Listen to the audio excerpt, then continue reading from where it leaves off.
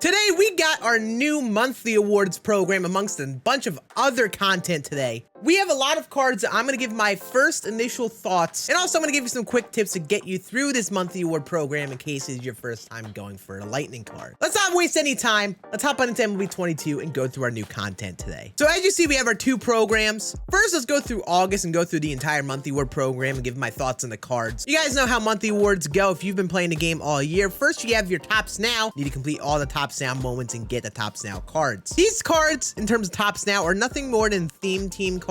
I don't think these cards start on really any teams unless you really don't have many players. Some of these players could be pretty respectable, but I just don't see them making teams as 94 overall at this current point in the game. But you do all of the tops now moments, then you're going to collect all the cards and move on to stage 2. And then when you get to stage 2, you probably want to start by doing all of the moments. Then you're going to earn some more of the players in the choice packs, the low diamond and the high diamond choice pack. And then you're going to basically collect 5 of them to move on to the final stage once you do all of the things like the moments, the PXP missions, and then you get all 5 of the cards. So to go through the cards, first of all, here is the 96 overall pack. You got Alexis Diaz, you know, good hits and Ks per 9, but I don't picture this card having much control. It's gonna be tough to picture the pitcher that has 2 fastballs and a slider, and one of those fastballs is in the sinker. Christian Walker is reverse splits versus right. Isn't really that great versus left at this point in the game, but nice defense if you like a defensive first baseman. George Kirby's low in the attributes at this point in the game, so I don't picture people wanting to use him, unlike some of the other monthly award starters that we had gotten at this point. But at the very least, he's going to have good control, and he's got sinker cutter. Jeff McNeil has great contact and good defense wherever he's going to play.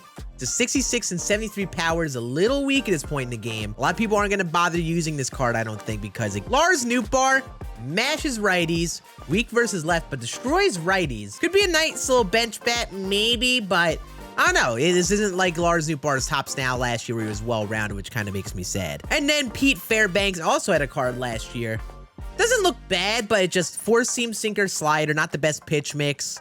It's tough to pitch with pitchers like this with 3 pitches out of the bullpen unless you're only pitching an inning out of them. I would only use someone like this if you literally have no other options out of your bullpen. So basically what I would do if I were you, as you're getting these packs, complete the parallel XP missions for the players, and then when you're done with those, sell the player you complete the mission with and buy a player that you didn't. When I get, for example, 250 PXP with Jeff McNeil, I could sell Jeff McNeil and then buy Lars Nootbaar. And get to the program quicker by doing this because you can complete more PXP missions. As long as you're replacing the card that you sell, you're losing basically no stubs, making progress way quicker in the program, which I think is definitely way more worth it. So definitely do that in your 96 overall packs here. You may not need to do it with your 98s, but may want to consider it nonetheless. But speaking of the 98s, let's look at these cards. Alex Bregman, 125, 108 versus left is actually pretty good. 189 versus right feels a little weak. Alex Bregman could get another card later on. He could get a 99, but I don't picture many people finding a purpose to use this card, even with some of the secondaries that he has. Randy Arozarena, he has another monthly award card as per usual. He's great versus left, not as much versus right.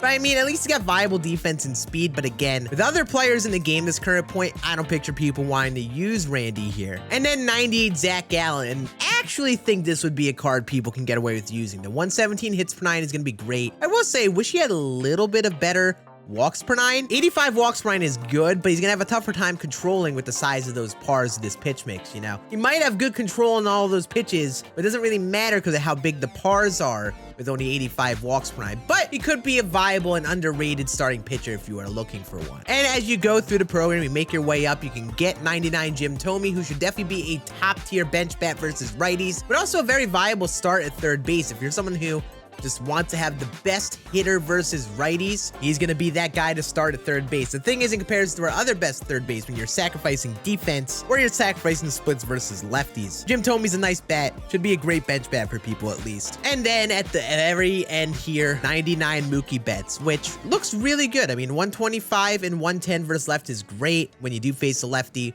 103 and 109 versus right, I'm not gonna lie, could be a little better, but for the numbers he put up for the month, it makes sense for Mookie. And the beauty of Mookie Betts is he gets a ton of quirks since this is based off of a current card. This will be a top tier second baseman, definitely a top tier outfielder. I'm not sure how he stands amongst the best of the best, but is definitely a very good option for those of you that like Mookie Betts cards. I know a lot of people do. And then you just get all these cards for free at the end of the program. You know how it goes. But that is not our only content today. First of all, We got September monthly awards starting, so we have more tops now. The thing I want to talk about today is Alfonso Soriano. Yes, there's a 99 Soriano that is going to be the Retro Lightning. You get this card in BR right now, but you can't get him on your team as with all the other monthly award Retro Lightnings. But Soriano looks dope. He's honestly like Mookie Betts, except he has the reverse splits. He's got 118, 125 versus right. So you compare him to Mookie, he's going to be better versus right. And in versus left, 102, 112 is definitely worse than Mookie, but at the very least, versus the worst handedness, he's going to have the matchup advantage.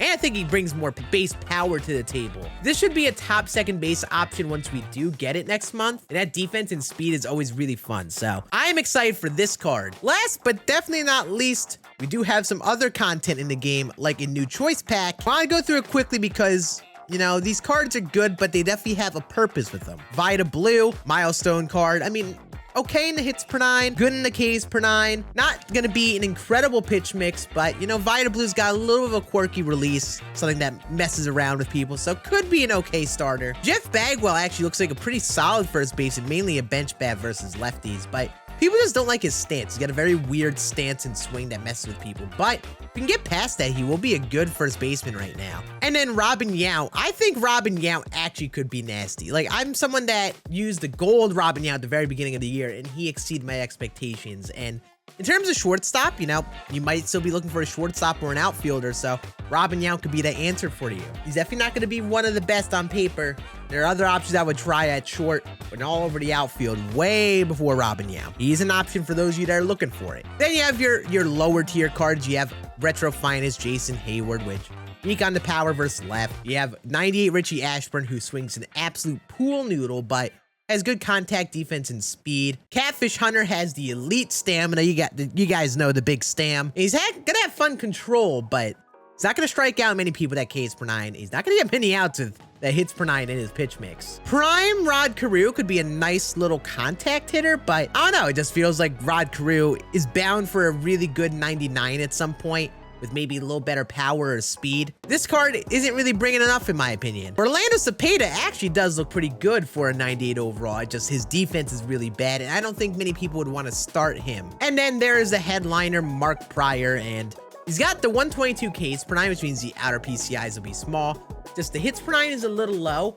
It's tough to really induce outs with his pitch mix. Slurve and curveball, tough to really play off each other in my opinion. And only one fastball, but he could be an underrated starter at this current point in the game. So there we go. That is all of the content here today in MLB The Show 22. I know there was a ton of cards that dropped. I'd love to hear in the comments down below, which cards are you looking forward to adding first to your team? I think the big cards today are going to be Jim Thome and Mookie for most people. But I appreciate you all watching. Make sure you sub to the channel down below because I'll be uploading more videos throughout the weekend, giving my thoughts on the cards, maybe trying out some of them and so on. But you all have a great rest of your day. I love your faces. I'll see you all again on the next video tomorrow. Deuces.